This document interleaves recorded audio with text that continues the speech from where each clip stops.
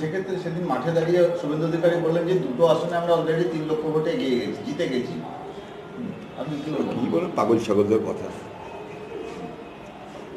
ও তো তৃণমূল করে, কখনো বিজেপি করে, কখনো কংগ্রেস করতে আমার কাছে যায়। কাকে নিয়ে কি করব?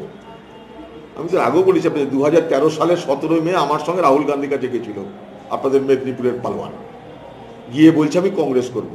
তো রাহুল গান্ধী তাকে বলছে, why are you deserting Mamata Banerjee, তুমি কেন মমতা ব্যানার্জিকে ছাড়ছো?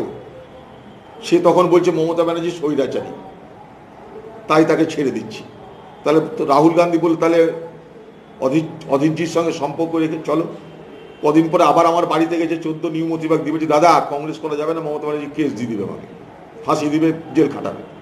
এই তো সব বাহাদুরদের কারবার।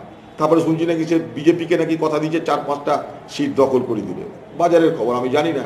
বিভিন্ন, আমরা তো দিল্লিতে থাকি, দিল্লির সঙ্গে আমরা এমপিরা তার সঙ্গে সকলের যোগাযোগ আছে, যে যে পার্টি করুক না কেন। সেই সব মাধ্যমে শুনতে পাচ্ছি সে বলেছে 4-5টা আসন আমরা বিজেপিকে ম্যানেজ করে দেবো, 2019-এর পর আমাকে দেবো। এই তো তাদের বক্তব্য।